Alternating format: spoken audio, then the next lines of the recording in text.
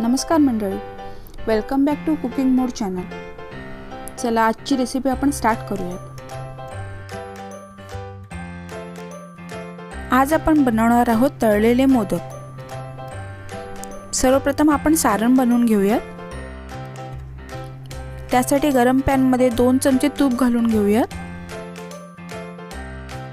तूप चांगलं गरम झालं की त्यामध्ये आपण थोडी खसखस घालून घेऊया आणि जे खोवलेलं खोबरं आहे ते घालून घेऊया। मी इथे 1 कप खोवलेलं खोबरं घेतलं आहे। खोबरं चांगलं परतून घेऊया।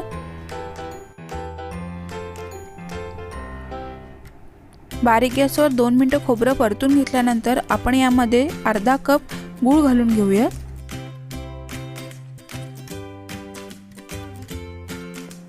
गूळ आणि खोबरं एकत्र चांगलं परतून घेऊया।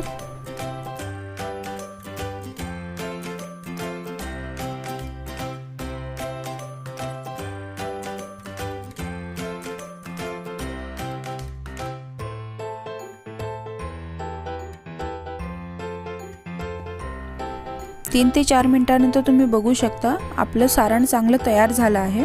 सगळा गूळ विरघळला आहे। आता आपण गॅस बंद करूया। यामध्ये थोडीशी वेलची पावडर घालून घेऊयात आणि हे मिश्रण गार होईपर्यंत वाट बघूया। तोपर्यंत आपण मोदक बनवण्यासाठी पीठ मळून घेऊयात। त्यासाठी मी एका भांड्यात 1 कप मैदा घेतला आहे।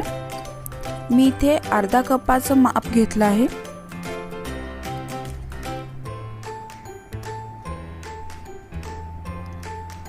त्याचबरोबर त्यामध्ये आपण अर्धा कप गव्हाचं पीठ घालून घेऊया। 1 टेबलस्पून रवा घालून घेऊया।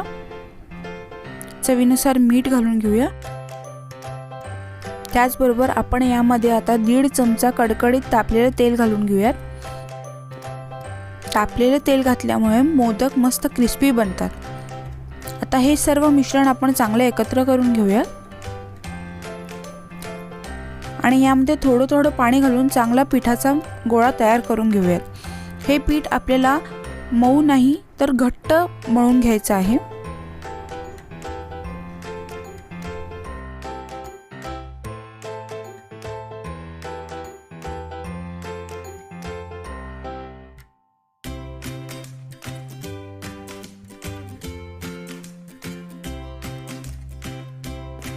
आता तुम्ही बघू शकता आपलं पीठ चांगलं मळून तयार आहे।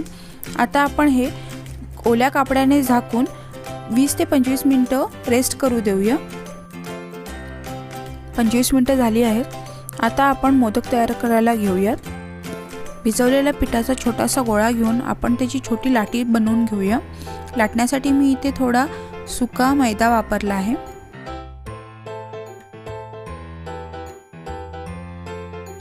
त्याची गोल पाती तयार झाल्यानंतर आपण त्यामध्ये थोडं सारण भरून त्याला निऱ्या काढून घेऊया।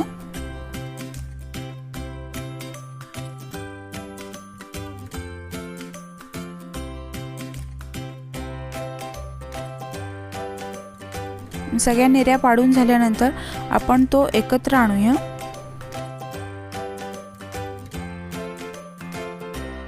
असा ट्विस्ट करत करत आपला मोदक तयार आहे।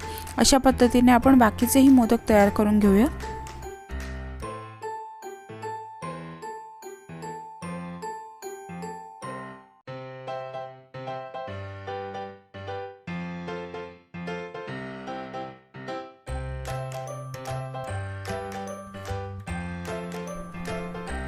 अशा तऱ्हेने आपले सगळे मोदक तयार आहेत। आता आपण हे मोदक तळून घेऊयात। तळण्यासाठी आपण एका कढईमध्ये तेल चांगलं गरम करून घेऊया।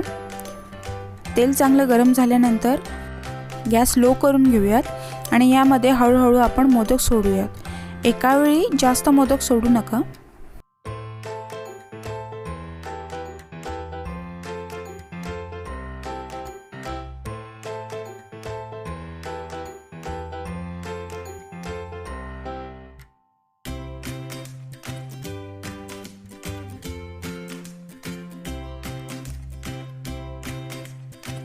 मंद आचेवर मोदक चांगले लालसर होईपर्यंत आपण तळून घेऊयात।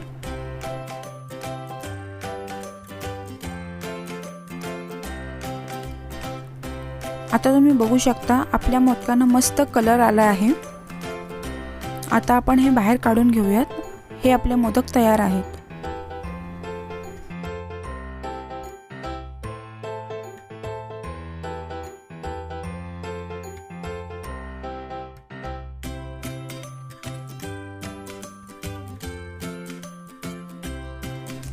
अशाच पद्धतीने आपण बाकीचेही मोदक तळून घेऊया।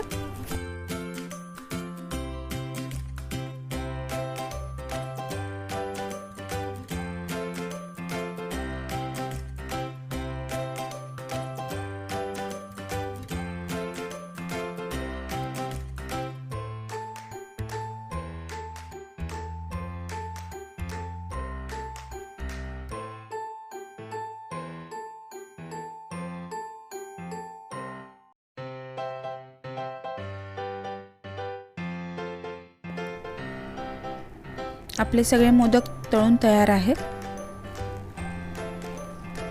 मस्त क्रिस्पी मोदक नक्की तयार करून बघा।